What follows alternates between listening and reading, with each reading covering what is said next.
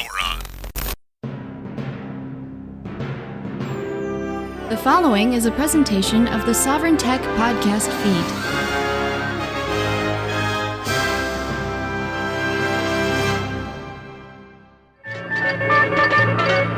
And now for another fast-breaking news story, we go to our roving reporter, The podcast, Sovryn Tech. Its host, Dr. Brian Sovryn.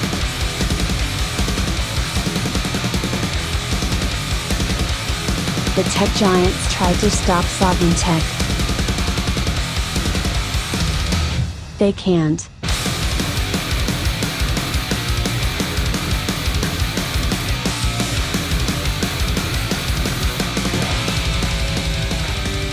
It is the best in the world here for another Sovryn Tech Supplemental, as we've called them.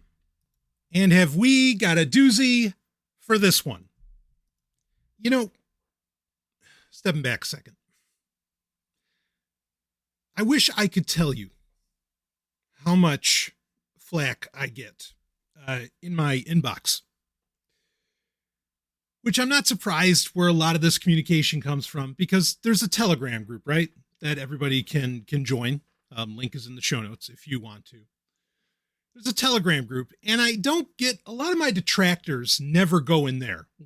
Partly because, I mean, yeah, you can be pretty anonymous / pseudonymous, whatever links you want to go to, with Telegram. And that's a good thing. I'm not complaining about that. I think that that's a great thing that you can do that. But to my point, I'm always amazed, at the pushback, and sometimes, pretty crass pushback that I get in my inbox, my email inbox. Now, to be fair, sometimes actually I will get messages, but they're always private. No one ever goes into the Telegram group and wants to take it on, or wants, take on what I say on the show. And, it's there to do that, and we can have the conversation, and I will be civil. If you think I'm not civil on the show, I will be civil with you. I don't know why it never comes there. I'd love to have the one-on-one, or not the one-on-one, but the back and forth, I should say, because I get plenty of the one-on-one. But a lot of pushback that I get still, and it surprises me every time, because I don't know how many more things have to happen from, the Hawaii police activating basically RoboCops. They essentially have their own ground-based drones or / robotic security guards, which I'm sure are coming soon to New Zealand to protect all of the Silicon Valley C-suite asshats. Or it's varying communication platforms getting shut down, whatever the case may be. I'm just I'm blown away that there are people who still give me crap. And there's people who in the past disagreed, and now they agree, and which, I mean, look, I don't want to be right, but they give me crap that I say we live in a technological dystopia. Blows my mind that I mean, it just this is one of those things I figured people would have eventually understood and accepted. Just like it's very rare now. I used to get a lot of pushback anytime I'd rip on Google, or if I ripped on Apple, or pick your tech giant that I ripped on. There was always some fanboy who would also call themselves either a libertarian or an anarchist, and they'd come out and say, "Oh no, they're the good guys. They're not doing this. It's not as bad as you think." Blah blah blah. I don't really get that pushback anymore. So maybe it's just, it's the old Gandhi saying, right first they laugh at you, whatever. And maybe down the line, people will get it and have an understanding of the nature of reality that we live in, and that we are in a technological dystopia. And that maybe Orwell was just, I don't know, a couple decades off or so.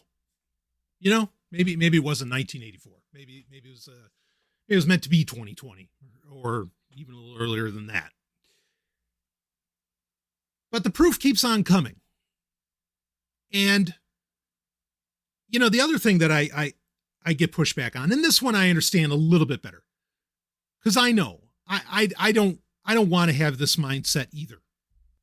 But the inherent nature of living in a technological dystopia is that as far as what you can buy off the shelf, as it were, okay, in the marketplace.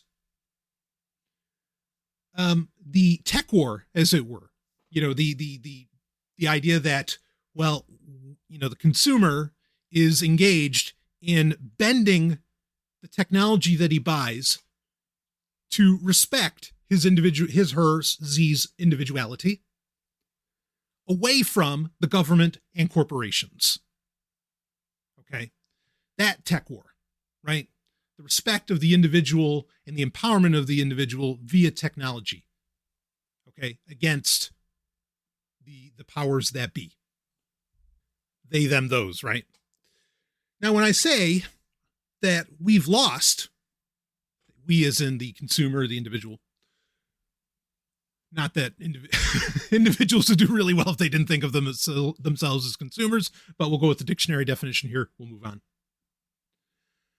But when I say that we, the late, well, I'm not even, especially listeners of Sovereign Tech, a lot of us aren't lay people at all. We're people that are knee deep in making sure the tech world goes round and round. But the war for the tech world has essentially been lost by the individual / the consumer. And a big part of that comes down to that really a lot of our tech is very centralized, right? Again, and I'm talking about specifically when I say that we've lost, I'm talking about the stuff that is on the shelves or readily available at Walmart. Okay. I mean, like there's, exciting projects happening around the world. Okay. But these are things that cannot scale to mass market, right? Like they can't. Like Pine phones are always going to be a month to 2 months behind you getting your hands on them. Okay. What is it? Framework? Is that the name of that really customizable laptop, what people are calling the anti-MacBook? Look, this thing's a fantastic idea. Wonderful idea. Okay. Or you think about like the Privacy Beast, right? Which are like older, X220s or, X200s or T400s, older Lenovo laptops that you can still, put on, whatever kernel that you want, or, really firmware, for the BIOS to get rid of Intel's crap. None of these things are ever going to be mass market. They can't be by their very nature. Okay. Because, and we're going to talk about this more when we get into this episode, because you have to understand that for the technology that you hold to be affordable requires subsidization, and it's subsidization that in its very nature is anti-consumer, anti-individual. Or Librem, right? Like they can only keep a very limited stock.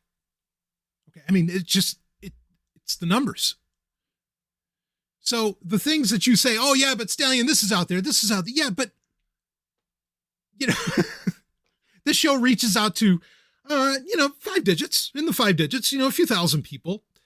And like, I know, and I'm not insulting anyone by saying this. I'm just saying, I know not every one of you, has a Pine phone. Not every one of you has a Librem laptop or a Privacy Beast or whatever. I know that. Okay. And in fact, if you all did, you'd likely tank those companies because they can't handle that load.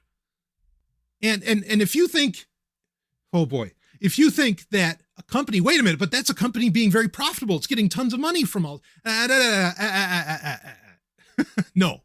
Okay. Just because a company is what you could call wildly profitable in the short term, in the long term, can kill it, and does not mean that it can deliver on everything. Believe me, I know multi-million-dollar companies, okay, that are almost household names, if not at the point of being household names, where they get featured in everything you can imagine. And like for something as simple as, outdoor furniture, you could be looking at waiting months and months and months to get your hands on their product. But they could be seen as wildly profitable. But again, if we're talking about especially needing technology, devices that respect your privacy, okay, or empower you, you can't wait months, right? You need it now. So maybe you decide to go to the store, or you go through your telco or something like that, and you're like, yeah, all right, I'll get the new Samsung phone. And then you're thinking to yourself, well, hey, Stallion, I don't know why you're complaining about Android. I can put, I can put Lineage OS on my phone and blah, blah. And yes, you can. And it's a fine and dandy thing to do. However, as we now know, if you do that with a newer Samsung phone, they're going to kill your camera. Because as soon as you unlock the bootloader on the device, they're going to start killing features on it. And this is a trend that's only going to grow. And that's a fact. You go ahead, look it up. If I think of it, I'll link to it in the show notes and you can read all about it. Okay. So these companies that you can go and buy their shit off the shelf, they don't want you to do this. We're not even talking about John Deere, suing farmers for, putting custom software in their tractors that they've already spent thousands upon thousands of dollars for, to say nothing of what a smartphone costs. And sure, from time to time, a court may agree with like right to repair or whatever else, but the squeeze is just going to keep. Okay, so Samsung loses today, the war goes on, right? They lose the battle, but the war goes on. And they'll just try it again in a couple years, and eventually they just wear people down. Now, there are plenty of other, cases that we could bring up that I have brought up over the years on the show. But the bottom line being is that when it comes to consumer technology, okay, the technology that you can readily buy either online or at some retailer or whatever, you're fucked. You're screwed. Don't begin to pretend that technology is going to respect you. Okay. You can try to mitigate it by buying as dumb as possible, having the device be as dumb as possible. That's about the best thing that you can do. And that's going to speak to a lot of what we're going to talk about here. But you're ultimately screwed. So when I say that the tech war is lost, there it is. Okay. As far as like what anybody in the world can really get their hands on. Now, if you want to talk about more specialty stuff, more boutique stuff, okay, there are some options, but then those options usually don't say when it comes to smartphones, they don't run Android. They don't run iOS. They run some form of Linux, which is great. But then also that means you may not be using a lot of the popular, say, messaging apps out there, which is what everybody seems to think that privacy and security ultimately comes down to. Is the messaging app that I'm using, is it solid? Is it going to protect what I am saying from prying eyes, whose ever those may be? And the ultimate answer to that is no. Like it's not. Just based on the device that you're using, for one. You might get away better with PinePhone, and you might be able to get away with, using PGP, encrypted email with a PinePhone or something like that. And maybe that'd be approaching the levels that we're talking about. But, even that could get up to some debate. And then, there's keyboard loggers, and just the errant camera and whatever else. So sure, for the very knowledgeable and the skilled, those options are available. Look, even the PinePhone's in fucking beta. So is the phone from Librem. That's to say nothing else. There's some other options out there, I suppose, but again, look, the tech war is lost. That's why we live in a technological dystopia. And what makes matters worse is that most people just don't seem to care. Maybe, hopefully, that as more and more of the censorship that is, part and parcel of a technological dystopia, as that continues to grow, maybe people will push back. But I don't know that's necessarily going to happen, because we've gotten to a stage where people do have this expectation of extreme convenience that they just don't seem willing to part with. And it's a convenience that is powered and enabled by putting a Wi-Fi or Bluetooth radio and a processor inside of every goddamn thing. From your toaster to your toothbrush to, of course, computer, where it makes sense to have a processor, to, take your pick of whatever the fuck it is. I think I even saw a chair now that can be controlled by an app.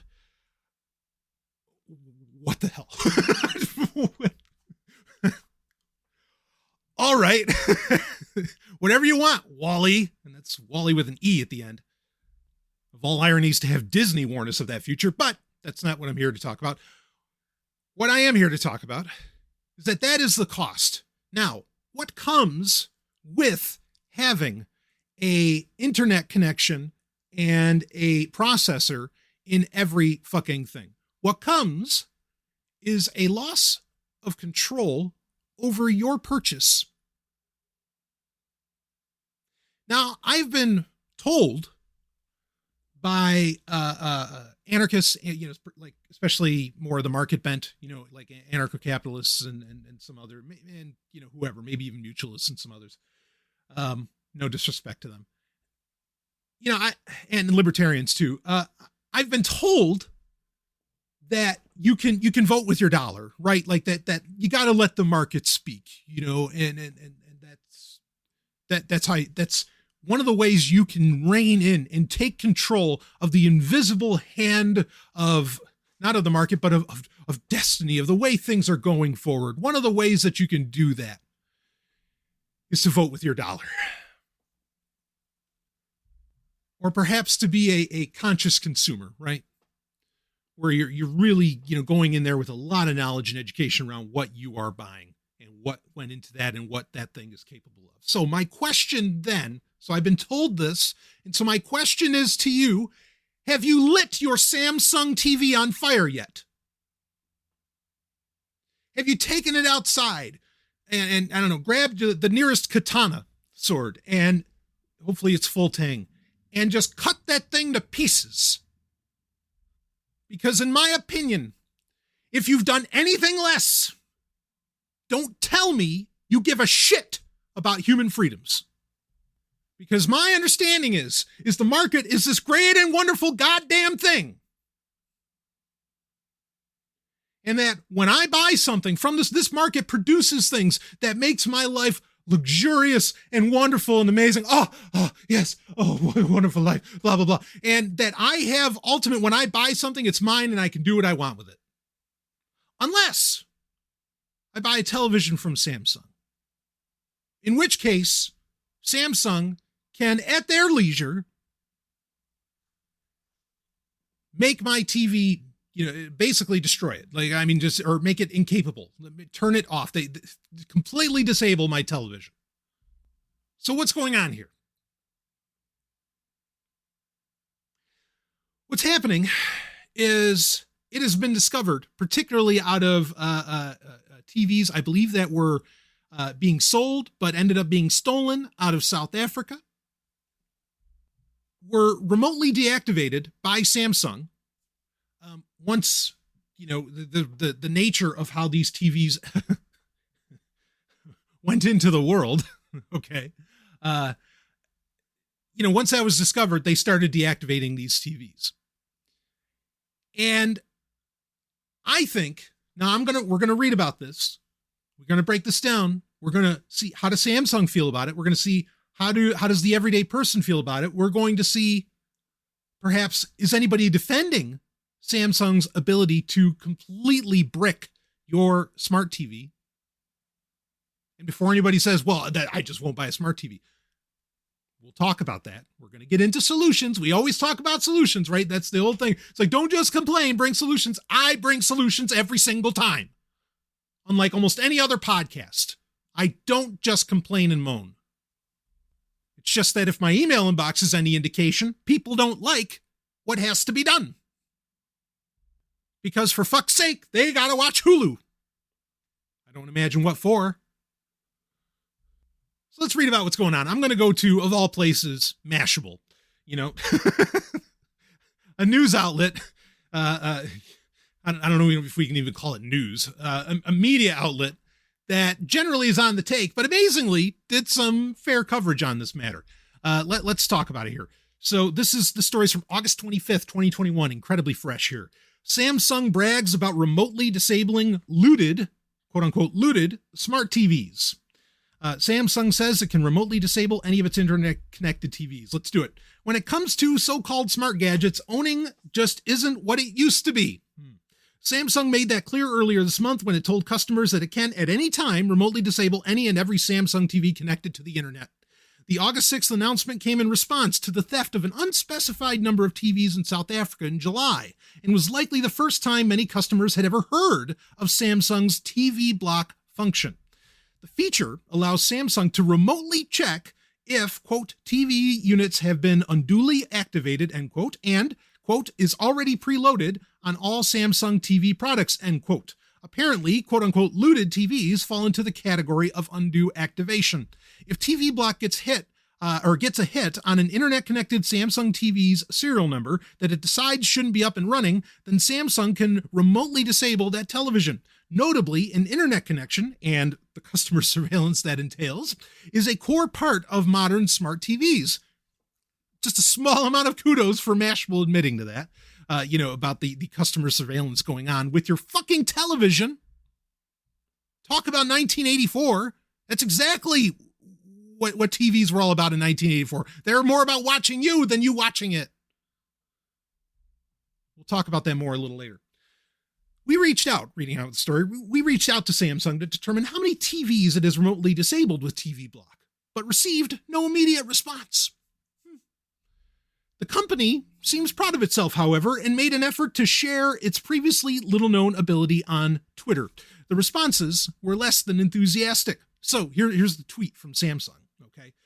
This is from August 6, 2021. Did you know every hashtag Samsung TV is built with a safeguard against theft? Recent events in the sale of illegal goods have prompted the activation of hashtag TV block, a remote solution to ensure Samsung's TVs are used by its rightful owner. And I love it. The symbol they use is like this lock shield in like a one eye. It's kind of perfect, really. Moving along, quote, you can remotely, so here are some of the response tweets to that tweet. So here we're getting some idea of, what people think. Now, to be fair, these are kind of funny, okay, and they're negative, and of course they are, because that's all Twitter is. I don't need to turn this into a diatribe against Twitter. I got banned from Twitter, okay, this year, and I mean, it's a wonderful thing because Twitter literally only breeds just vitriol. Like that's all that comes out on that. I could get into a whole thing about, well, anyway, we don't need to go there. Let's just read what people said. Just for people to be sarcastic and negative on this, like, I'm glad, and in one sense, because it's entertaining. On the other sense, it's Twitter, so I don't expect anything less. But then also because it's Twitter, I expect it to in no way reflect reality and how the everyday person thinks. So let's read it here. Quote, you can remotely brick my TV. Will definitely not buy Samsung again, and will keep my current TV offline too, end quote, was one such reply. Right on. Quote, not buying a Samsung TV. Thanks for the quote, not buying a Samsung TV. Thanks for the heads up, end quote. According to the August, so there's a couple, and there's a bunch of others in that thread that are just hilarious. According to the August 6th statement from Samsung, quote, the aim of the technology is to mitigate against the creation of secondary markets linked to the sale of illegal goods, both in South Africa and beyond its borders, end quote. Yeah, I got to stop right there. I love that they use the term secondary markets because for me, I grew up in Queens. I grew up in New York. And, I'd just be a little kid even, just walking down the street, whatever. And there was always some, like nice moving van that had a pretty good setup on the inside or whatever. And man, you could buy things for a steal. No, wow. Sorry. Oh, I don't know where this stuff came from, but you could buy for, prices that seemed a little bit more manageable for the everyday person in New York City. And, that's exactly what I always thought it was. Like, yeah, this is a market function. This is market action. There's people who want this at this price. And so the market provided, right? Oh, no. Are you kidding me? The market can't allow for, no. We can't have secondary markets. Now, to be clear, I'm not arguing for theft. It's not like Samsung in any way initially stole from me. It's not like they get taxed out. Oh. Well, the less said about that, the better, probably. So moving right along, what I am saying is that sometimes also, like I would buy, back in the day, I would buy something, say, from a family member where, I'll buy your TV off of you because you're moving or because you're hard up or something like that, whether I needed the damn thing or not. I was just being a neighborly person, and the person who, say the family member or the friend or whatever got to feel like he was providing some kind of value to me, right? I mean, eBay's built on this sort of thing, but I mean, even just in interpersonal relationships, that way they didn't feel so bad, like somehow they were just begging for money, and there was, and whatever. I mean, and sometimes people need money. That's okay. That shouldn't have so much negative connotation around it either. But today, and this, the Mashable story goes on, what would happen today if I bought a Samsung Smart TV off of somebody, because they were looking for some kind of fast cash or something like that. And then I get it to my home and I connect it. What happens when, Samsung says, wait, that TV was at XYZ IP address for so long. What's it doing at a new IP address? Turn that thing off. Well, let's find out, because Mashable continues. We asked Samsung about concerns from paying customers on social media regarding TV block, specifically the possibility that the company might remotely disable a customer's television by mistake. Again, we received no immediate response. Samsung does, however, partially address this scenario in a statement, but its solution sounds like quite the pain. Quote, should a customer's TV be incorrectly blocked, the functionality can be reinstated once proof of purchase and a valid TV license is shared with a legitimate retailer, end quote. Like, so what? I got to know where my uncle bought his TV from and I need his receipt? Like, what if he got it at Sears, but Sears is closed down now? What do I do then? Reading on. I don't expect it, of course, podcasting's one way, so I can't get an answer from you or anyone for that matter. But I wouldn't expect an answer even if this was two-way.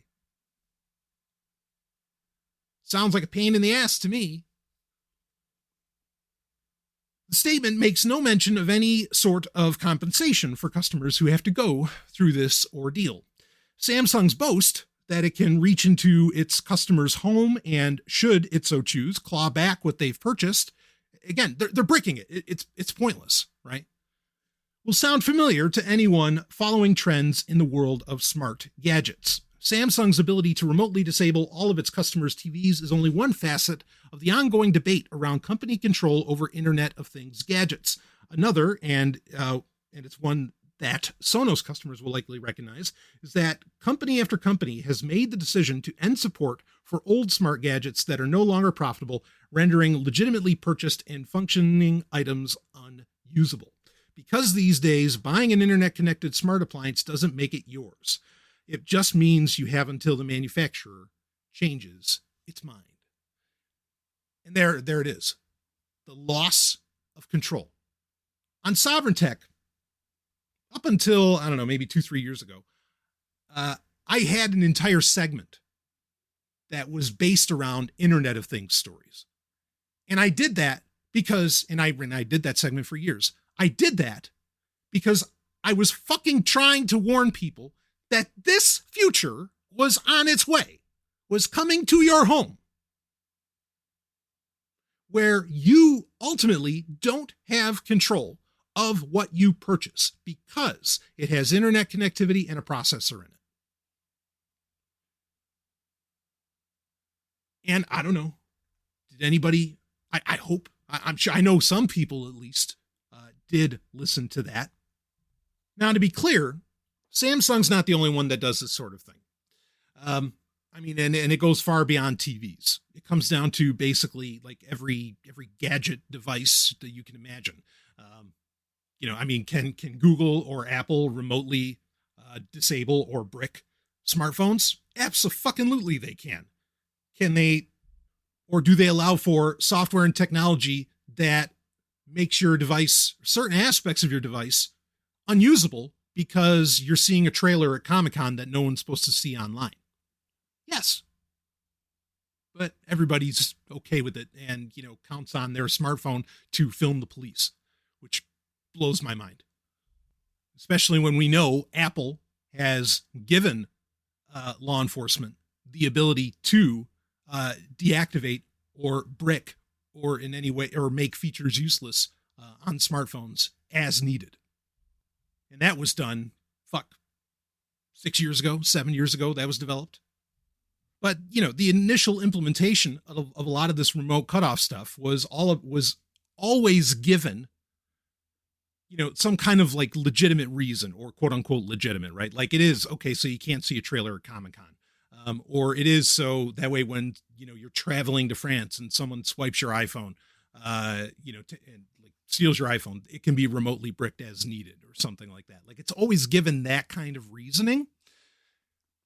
But as, we continue from 2020 onward and we live in a climate of ever growing censorship that shows no sign of stopping, quite the opposite, in fact, then it's not hard to imagine, dare I say, it's irresponsible to not imagine that these remote cutoff abilities ultimately come down to, some form of censorship at some point. And that's ultimately my concern. And I mean, am I concerned about it? Not exactly, because I'm aware of the trap. And so I can avoid it. But the everyday person who, again, just needs their fucking Netflix or their Hulu or whatever, they're going to run into, say at some point, whatever, they want to stand up against the censorship, the whatever brand of tyranny that happens to be around, whatever. They're just going to get all their shit turned off on them. And again, people are so reliant upon these conveniences. What the fuck are they going to do? I mean, how many people even really know how to get around their town without their smartphones, GPS capabilities anymore? Every time you're handing over, mental bandwidth to these devices that you ultimately don't have control over, you're really handing over, autonomy, your own autonomy. It's like, oh, Stanley, we're just talking about TVs here. Well, okay. But let's talk about, before I keep going down that road, let's get into a defense of this, of the fact that, no, it's a good thing that Samsung can deactivate its TVs. Let's hear a defense from other journalists in, the tech world, as it were, like myself. But I'm going to take a break. We'll come right back and we're going to see what they say. How do they defend Samsung's actions? We'll be right back with more Sovryn Tech.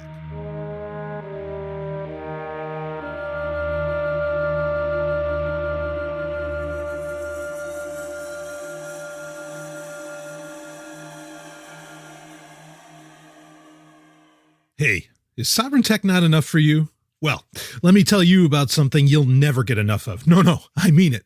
We're talking about a radio show and podcast that goes all night long, 7 nights a week, 3 hours a night, 365 days a year, and has been going since the early aughts, baby. I am talking about none other than Free Talk Live. It's the show you control. That's right. It's an open phones call-in show that is ready for you. And if you're worried that your voice isn't going to get heard, don't be. We are talking about the only libertarian radio show stateside. And not only that, it's also the number 26 talk show in the United States.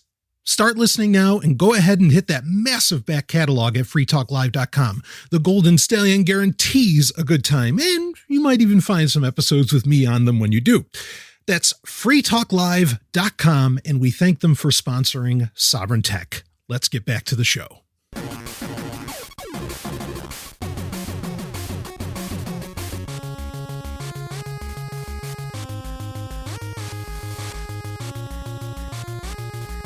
All right, let's get to it.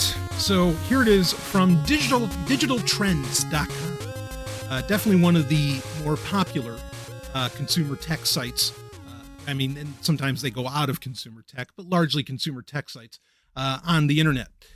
So here it is by Phil Nickinson, In Defense of the Samsung TV Kill Switch. That is the title of his fucking story. Let's do it. Increasingly, and across pretty much every segment of consumer product, what we use day to day is becoming less of a mere device and more of a computer with a thing attached. Cars are the obvious example. Can cars get remotely turned off? Yeah, that's been possible for a long time. Anyway, moving on. New ones essentially are computers on wheels, as I've said over the years.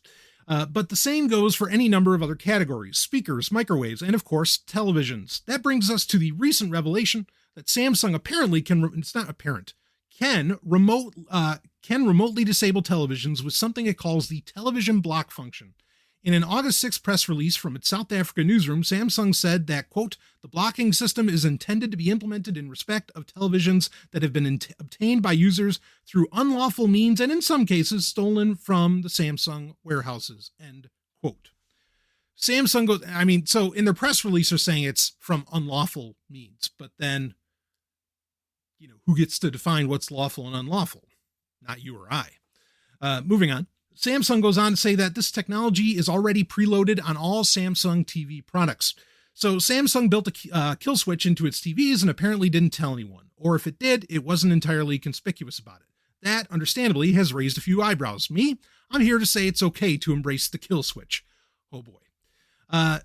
The idea of your television, or any other device for that matter, becoming a brick after you've legitimately purchased it is a scary proposition. The last thing you'd ever want to happen is to sit down to watch your favorite show or sporting event only to find that the massive black triangle in your living room will remain that, a massive black triangle. Or worse, your TV could fire up and say something like, quote, this TV has been disabled due to suspected theft. Have a nice day, end quote. That's a pretty unlikely scenario. I disagree that that's an unlikely scenario. I think that's a completely likely scenario, and it's merely a matter of time. All it takes is a couple of stories, and really it kind of sounds like Samsung is prepping for this. And I would not be surprised. It's amazing that this is happening now when you have levels of civil unrest in every country on the planet, it seems, that I don't think the world has seen in 100 years. Maybe a little less than 100, but at least 100 years.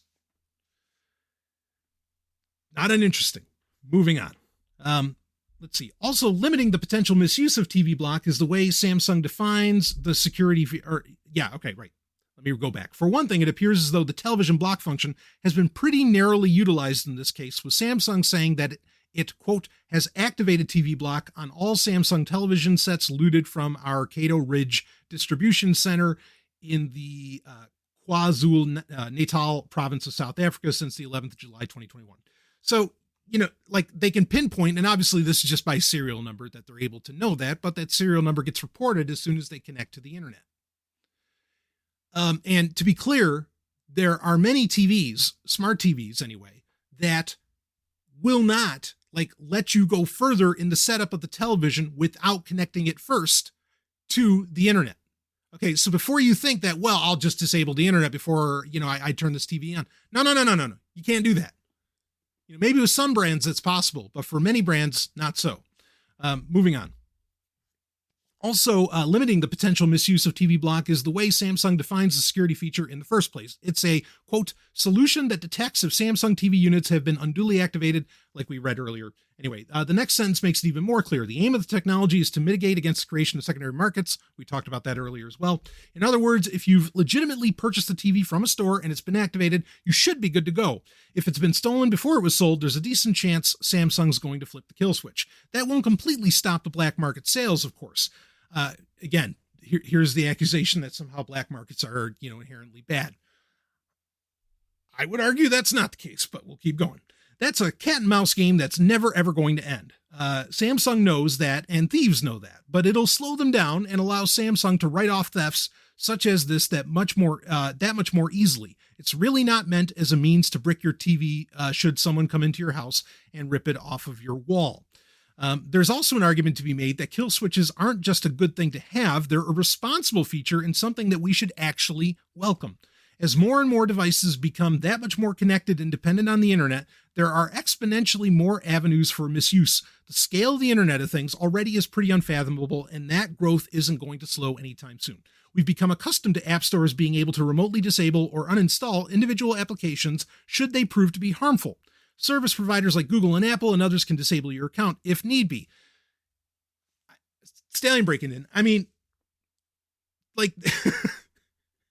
the guy's killing his own case here, because, you know, the ability for Google or Apple to uninstall apps without your permission is not a good thing. I get the argument of why they want to do that and why they claim that they want to do that, but ultimately it's not a good thing. I mean, what happens if actually, you know, this did happen where, this was years ago. Just remembered this years ago with, was it CryptoKit? A popular at the time, very early, browser based, and it was a browser add-on for Chrome, where like a new Chrome feature, you know, it wanted all of the add-ons, you know, the extensions add-ons or apps, even because Chrome used to have apps on other platforms besides Chrome OS, where this was, oh man, I think this was like 2014, 2015, something like that, where it wanted them all like signed, registered with Chrome for you to be able to access them. Now people were using CryptoKit and it was a really cool add-on. I was very supportive of it, but they were using it. A lot of people were using it as like kind of their main Bitcoin wallet, right? Because it was early days for Bitcoin. Hell, this might have even been 2012, 2013. It was early days. And when Chrome flipped this, holy fuck, you know, there goes CryptoKit and there goes your cryptocurrency. As well as, I mean, that was also like, I think you could do messaging with that. Really impressive stuff. But just because one day Google said, well, it's got to meet with this, you know, whatever their approval metric was, you know, or if it doesn't, we get rid of it. Now there was a way to bring it back, going into developer mode and all this other crap, but no, you don't want Google to have that ability. Okay, is ultimately my point here. And the CryptoKit case from years ago, just to prove that this isn't new, I think is a very clear-cut case of why you wouldn't want it to, because, I mean, you could lose, especially if you had a lot back then. With today's prices, you could have lost hundreds of thousands of dollars, all because Google wanted to flip a switch on anybody that they didn't approve of. And it's not like CryptoKit was in any way malicious. So reading on here. So, all right. The idea of remotely bricking your phone or your TV or your fridge or even your car, should they be used for ill, isn't that far-fetched. It'd be an extreme measure for sure, and not something anyone should take lightly, from the manufacturers to the consumers and especially regulators. There are real-time privacy concerns and real-time accountability issues, and this is something that deserves to be more than a clause buried deep within the terms of service. Yeah, it should fucking come up right away and say, hey, we can remotely brick your TV. We want you to be aware of that before you buy it. The problem is, maybe, just maybe, hope beyond hopes, that if Samsung did admit that, nobody would buy their TVs. And of course, some reaction to it is that, yeah, they're not buying Samsung TVs. So that's the argument, okay, is that, no, this is something that you want, because the argument is it's actually giving you control. Or the argument could be that, you know, your TV could become part of a botnet, right? And be, by some people's definition, doing malicious shit. And so, you know, it would behoove Samsung to have the ability to deactivate your TV if it does become part of a botnet. But then, you know, even Phil Nickinson here is admitting this is not going to stop the quote unquote, the evil black market. Okay. And I put that in quotes. So it's not really solving that. And then you could say, well, this, you know, can help with security if somehow my TV becomes a security risk, you know, becomes, like I said, part of a botnet or something along those lines. But then what's the real answer there? Don't connect your TV to the fucking internet, right? Like, just don't put internet connectivity in a processor in your television. Obviously, then it can't be a part of that, you know, problem. Potential problem. And of course, Samsung knows this. So why is Samsung ultimately, because if they know they're not going to stop the black market, or secondary markets, as I think they should be properly called. If they know they're not going to stop that, and they know that this creates a security problem, having internet connected, you know, TVs with processors in them, why are they making them in the first place? Aha. So it's important to, you know, we got to do a little history here. And it's history that I've covered on the show on Sovereign Tech over the years. Samsung, before IoT was really a thing, Samsung was implementing, smart technologies into quote unquote smart, IoT style stuff into televisions long before there was like really a valid use case. They did this they actually acquired a company called Smart Things, and they ended up putting the Smart Things hubs into televisions. Now, if you're coming out with some new category, or you have some new series, right, of devices, okay, or of appliances or whatever, okay. If you have that and it's coming and you want to just prep everything ahead of time, now there's an argument to be made for that, sure. And to put the hub of all things smart in your television or in a television could even make some logical sense, because for many, families, the TV is the center of the home. Not really anymore, but a few years ago that might have still been true. But now I think the center of everybody's life is, the infinity box in their pocket, the little black screen, or what they call smartphones. Now, there's never just one reason for anything, okay? But yes, part of the reason that tech companies in general jumped onto IoT is because it gave an excuse for people to buy new devices of whatever stripe that happens to be, okay? Or for tech companies to get into markets that they were, in market categories that they were never into before. Companies that were never into making toothbrushes suddenly started making toothbrushes because they put a Bluetooth chip in them, and who knows whatever happens, when really they should just be concerned about clean teeth, not Bluetooth. But I digress. I think, and I know the reactions that are going to come, because I've been at the libertarian conferences and gatherings where, boy, you say these two words and you will get a shitstorm heaped upon you, especially by people who are well-published authors saying the space. I think this all right. There's a surveillance aspect of this, and we're going to talk about that. But the other part, one part I want to get into is planned obsolescence. See, you say that, people flip. Oh no, companies don't do oh no, the market doesn't do planned obsolescence. Oh no, fuck you. Yes, they do. Okay, yes, they do. And the beauty of it, because before IoT devices became a thing, and I think planned obsolescence is one of the features that Samsung is going to appreciate and enjoy by having this TV block functionality, or having the ability to connect to a television. Oh, this TV, he's been using this TV for 6 years. He needs to buy a new TV. Off, or whatever the fuck they do to it. Yeah, because it's all programmable, right? It has a processor and an internet connection, so it can be done remotely. Now, before IoT, and yeah, before IoT, there were people who would make the argument that, oh, that's speculation that there's planned obsolescence, blah, blah, blah, right? I remember even when the scandal happened with iPhone batteries, where we found out that Apple was remotely killing iPhone batteries effectively, or at least altering their function. That a lot of people, cried out and said, hey, this is planned obsolescence. And I heard from libertarians and ANCAPs, no, Apple's not, no, it's not. There's a reason they're doing this, to get better, the longest life out of your device, even if your battery doesn't have the longest life anymore. That's what it's about. Okay. Anyway, the fortunate thing is that because everything has a processor in it now, because everything has code in it now code monkeys can get in on some of these devices and take a peek. And we can actually find the planned obsolescence. We can find things like what they call time bombs. Time bombs are code that operate on a date.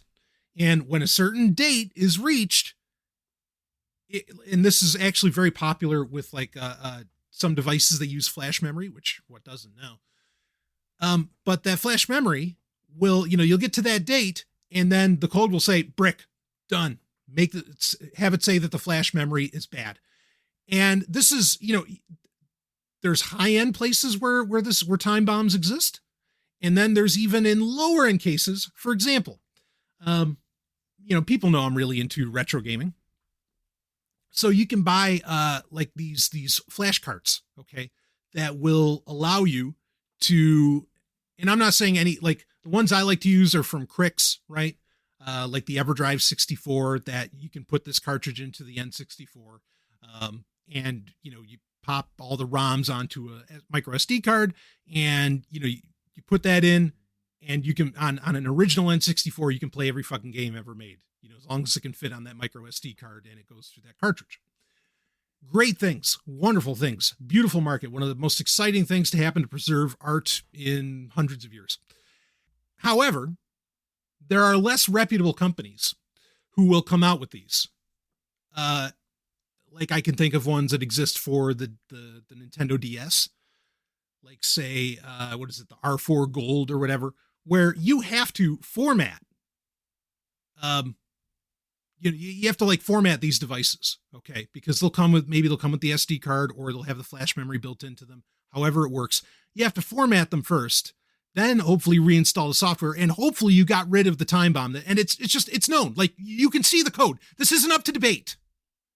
This isn't questionable. This isn't supposition. This is a fact that planned obsolescence exists in many devices. You can see the fucking code. So shut up about saying that, that doesn't happen. Yes, it does. You know, it's like I feel like this is almost my reason for existence. It's not, but I almost feel like it. I'm the corporate atheist, right? You know, and the atheist is like trying to deconstruct your faith in God. I am here to deconstruct your faith in businesses, in these tech companies, at least. Call me the tech atheist, maybe. Because it's got to go. These people are here to fuck you, not in the feel-good way. There is no good reason that a TV shouldn't last you for decades. Samsung's bottom line on their spreadsheets cannot allow for that. And they will do whatever it takes to keep those spreadsheets looking good, including if that means bricking your television. Now, the other part of this. Is this about censorship? Yeah, it's that too. Okay, it's that too.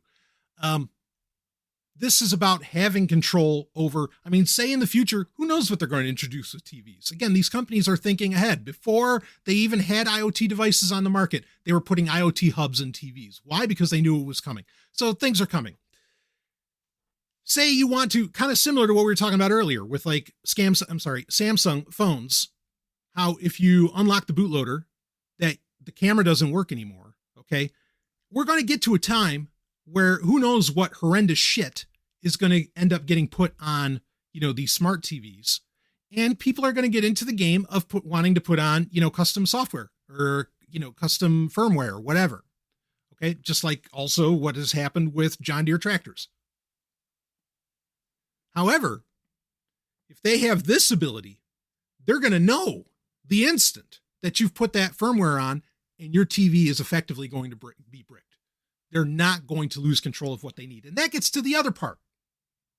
Is it censorship of, like I was kind of talking about before the break, that, if somebody becomes an activist and suddenly, they say the wrong things, that they're just going to shut down your entire fucking house because everything's internet connected and good luck doing anything?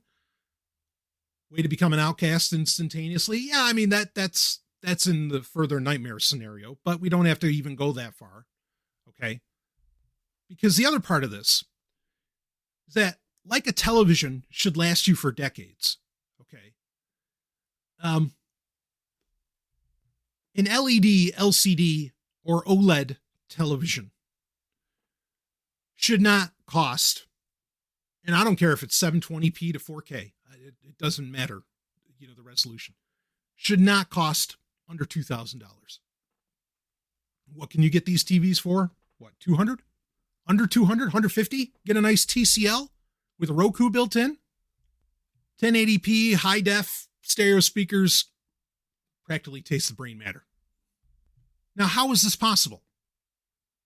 Like, there's not a big enough market to be buying that many TVs that could be sold at this price to where you could justify the mass, kind of like the mass market or the inexpensiveness of mass production, right? There's not enough people to buy those televisions. That can't be. Okay. Even if you have market in China, like there's just not enough people. 7 billion people aren't buying TVs every day, right? At the same time. So you can't justify this inexpensiveness. How are these TVs only costing $150 to, I don't know, 600, 700 when they should easily be costing what plasma TVs used to cost, in the $2,000 to $10,000 range, depending upon the size of the screen? It comes down to subsidies. What are these subsidies? Well, there's the ones we can know, and then there's the ones that we don't know. The ones that are, ones that we can kind of guess. The ones that we know are the ones that, as you can see, particularly on Samsung televisions, where when you change the volume on them, ads pop up. That's blatant, right? So part of what allows Samsung to sell this TV to you at a price that maybe you feel like you don't need the black market for, because now you can get it at a price that meets your paycheck to paycheck life. But they can do that because they're getting money from ad revenue. Okay. Or, from advertisers buying whatever plans to appear above the volume bar on a television, which ads on TV are kind of mind-blowing as it is, considering that most people watch via cable, and really ads were only supposed to fund free television, but television you paid for wasn't supposed to have ads. But, well, anyway, that's a whole other history. Kind of ridiculous that your TV is serving you ads, not the station you're watching, the fucking television is. Okay. So there's those subsidies. There is the data collection that gets done on you. What data collection, you ask? Maybe you should look into the terms of service. Because there's what's called ACR, particularly on Samsung TVs. It gets called other things on companies like Vizio and others. But ACR is automatic content recognition. Now, what ACR is, here, I'll read right from the fucking manual. Quote, in order to provide you with customized smart TV experiences, some of our features and services will rely on your TV viewing history and smart TV usage information. Your TV viewing history includes information about the networks, channels, websites visited, and programs viewed on your smart TV and the amount of time spent viewing them. We may use automatic content recognition, ACR, and other technologies to capture this information. I don't know what the fuck those other technologies are, but they should bother you, especially because you don't know what they are. But what this means is, these companies, Samsung, whoever, the TV manufacturers, and then who do the TV manufacturers automatically answer to? Of course, that's governments, are collecting all of this data about you. Now, on some TVs, you can turn this off. Okay. It's a pain in the ass to turn it off. They bury it, like they know what they're doing. They don't want you to turn this off. They bury it. If you turn this off, you become kind of a bit of a, you're what they call a deadbeat, right? They're not making money off of you anymore. They can sell you. My point in sharing all of this with you, we'll talk more about ACR in a little bit. My point in sharing all of this with you is that this data collection and data feeding to you, particularly advertising feeding to you, is what subsidizes the price of the television for, so that way you can buy it for $200. Now, pushing the ads to you, you might not think that's so egregious, but all of that data collection, looking at everything that you're watching, websites that you go to, everything that you do on that TV, they're seeing, that doesn't bother you? You agreed to that? I mean, frankly, I feel like I got ripped off by Nielsen for years, for decades, because they'd only give me like $6 to tell them everything I was watching. I should have been getting hundreds of dollars. Because that's essentially what's happening here, is that Samsung is saying, okay, we'll knock off $1,200 off the price of this thing if you let us spy on you. I wish it would get put in those terms on the box. I wonder how many people would buy it then. In many ways, that's far more concerning for, than the TV block function, right?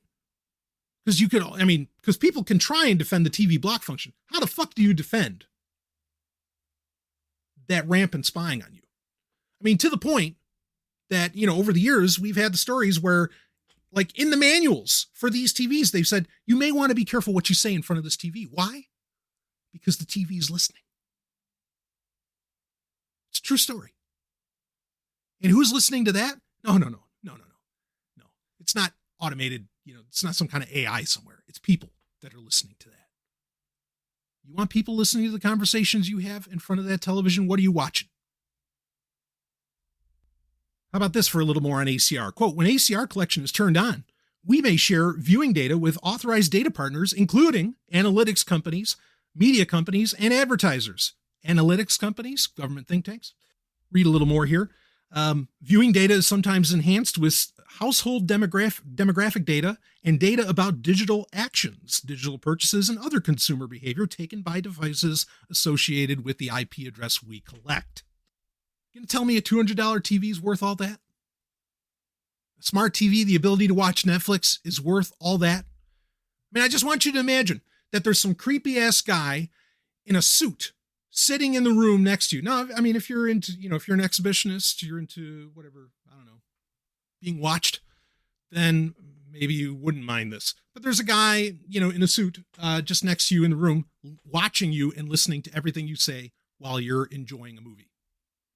Or hopefully enjoying the movie. Hopefully it doesn't suck.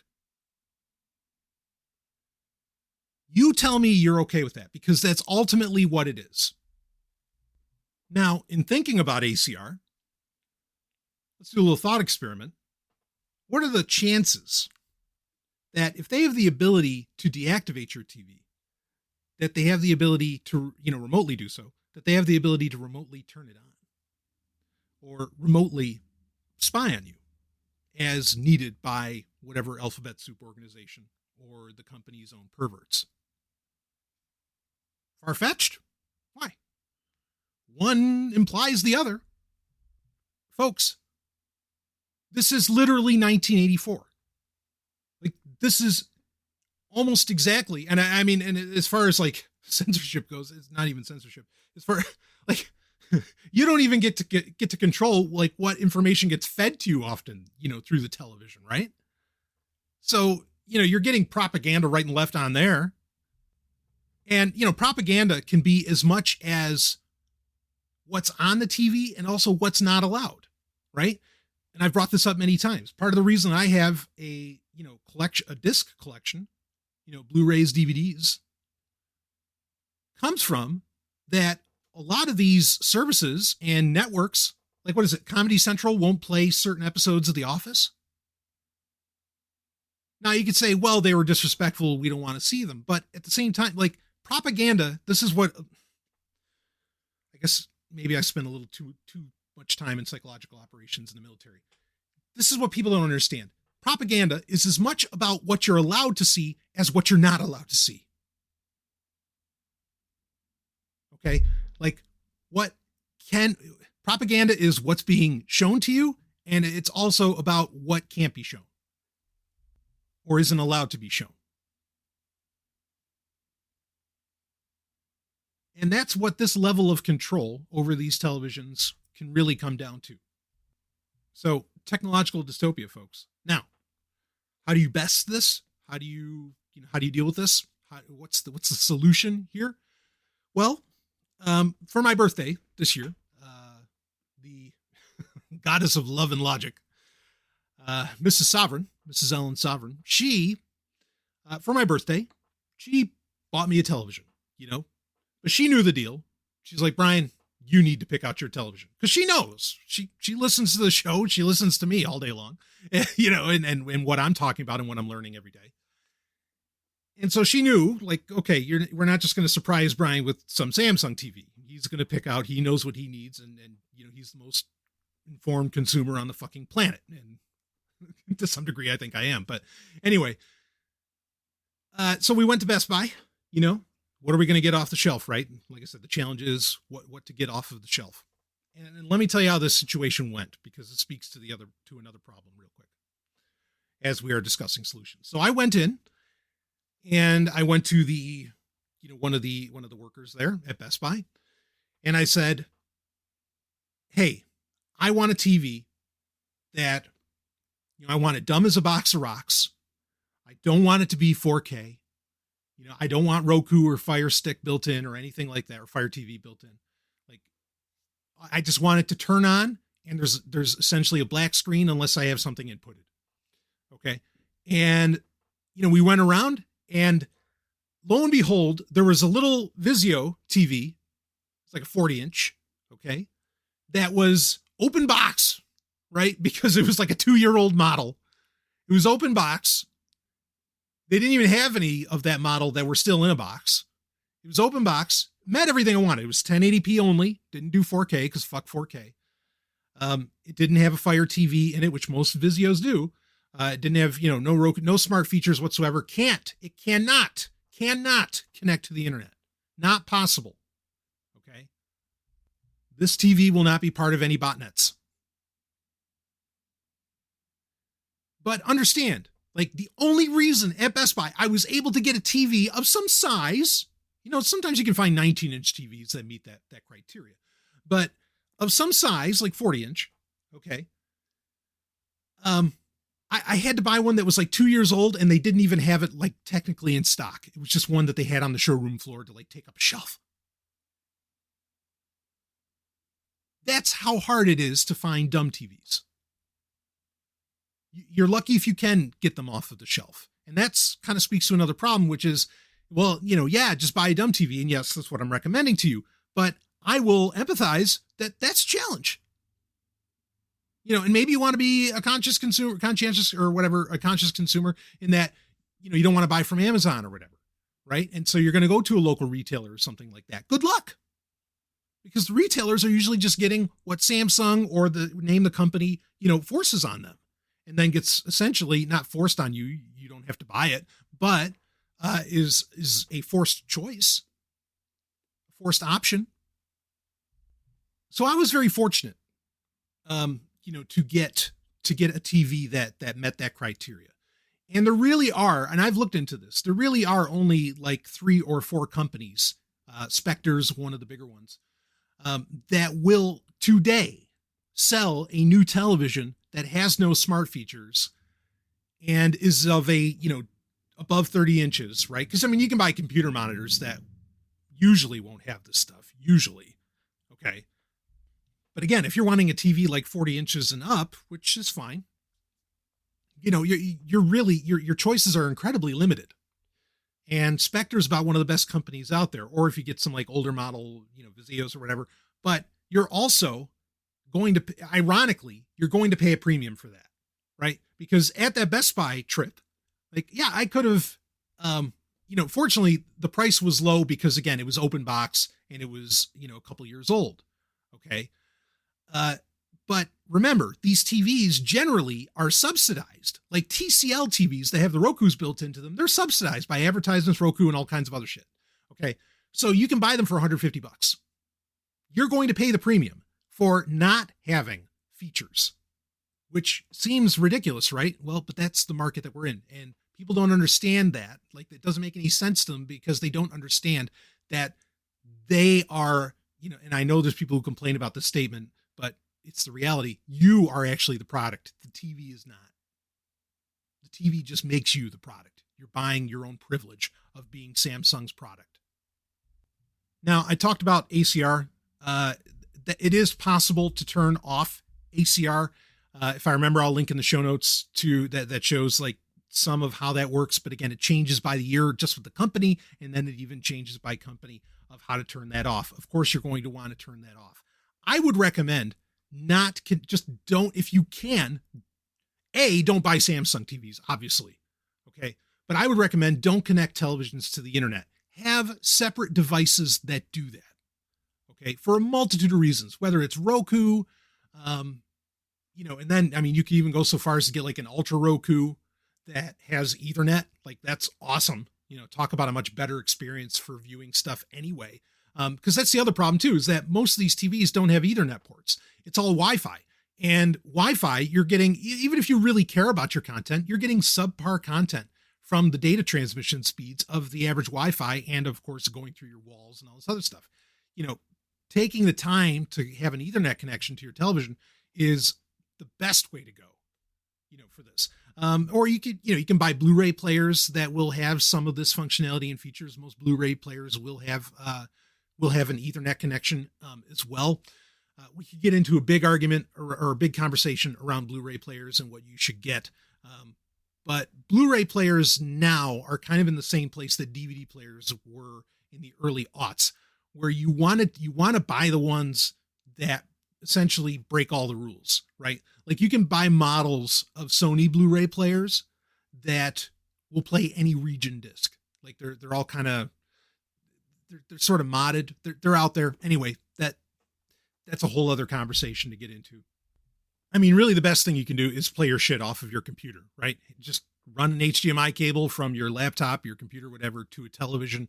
And because with a computer, that's one of the places where we haven't lost total control, right? Where, okay, yeah, you still can put Linux on computers, and you still kind of can take command, even though good luck watching Blu-rays on Linux. But I mean, you can, but boy, it's a pain in the ass. But there's options there. But having your computer do all of that business, don't have your TV be smart. Leave that to a device that should have a processor in it, that being your PC. Because really, again, all the TV should do is just turn on. It really should just be a dumb display, just like your monitor is, right?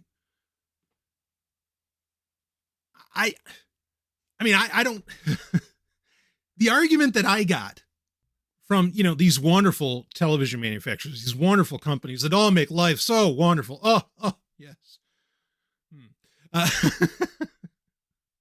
The argument that I got from them is that, why we're getting away from cathode ray televisions, cathode ray tube TVs, right? Glass tube televisions. Why you're getting away from rear projection televisions. Why you're not using a projector, even though projectors are a great option these days. Though you got to be careful with those because a lot of them will have Android built into them and other shit, and that just gets into a whole other issue. The reason being, it takes too long for those kinds of TVs to, you have to wait for them to warm up and for the colors, for the richness to be put on display and everything. So that was the argument of why LCD TVs or even plasma televisions were so goddamn wonderful, because you just turned it on, boom, and you're ready to watch the movie. You don't have to wait. Well, the hilarity, that's one of the arguments. Yeah, there's picture quality too, and black's looking black and whatever, all these things. Okay. But that was part of the argument. The hilarity is that today, now you have to wait, just to get to, if I wanted to play a Nintendo Switch on a TCL TV with Roku built in, you have to boot into the Roku menu first. Then you can fish around to get to the display or to get to the channel HDMI 1 to be able to play your Switch. You're complicating things unnecessarily. You're always waiting now. Oh, the TV has to boot up, whatever. And that's why it has to be constantly plugged in. No, it needs to be constantly plugged in so that Samsung can keep control over it. But I digress. I just want the TV to fucking turn on and do what I tell it to do. That is all any device ever needs to do for the consumer, is do what the consumer tells it to do. I am tired of the argument that the consumer just doesn't know better. The consumer is dumb. Yes, they are dumb. Okay.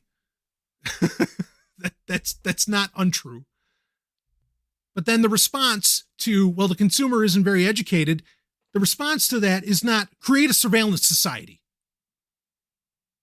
Remove control from that consumer.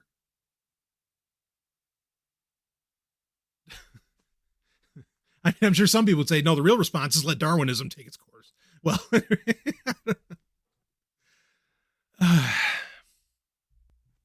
folks, I just can't believe that if you ask somebody, hey, do you want to allow XYZ company to, do whatever they want with your device and potentially turn it off or turn it on remotely? And I just can't believe that most people would say, yeah, I want that. Really? Again, it all gets couched. All these things get couched in features and feature sets and new this and new that. And holy shit, if you have this, you'll get laid. But boy, if your TV is what ultimately lends to you getting laid, I would run away from the person that's fucking you because of how great your TV is. That's terrifying. It's like people who only sleep with others that have iPhones. If they don't, they won't even consider it. What the fuck kind of civilization do we live in?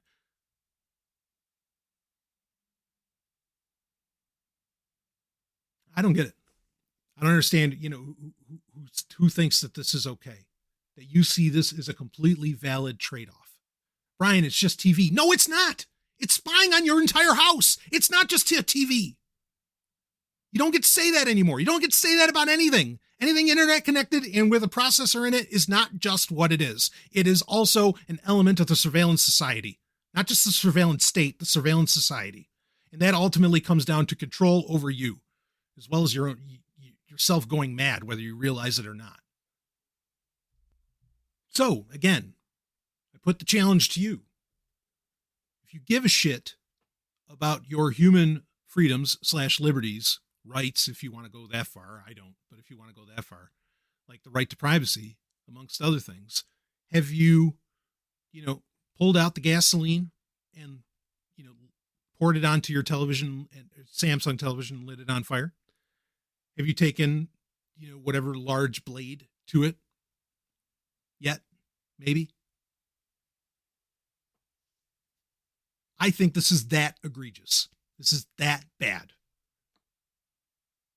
Maybe you disagree. And if you do, you know what? Email me, questions@sovereigntech.com. Or if you got the sack, come in the Telegram group and let's have the conversation. I'm not going to be mean about it.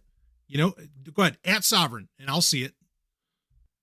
But I'll leave this episode at that. Plenty more Sovereign Tech to come and some really exciting projects finally coming to completion. I can't wait to share with you. I will see all of you, on the other side. Hopefully the other side of this technological dystopia. Woo!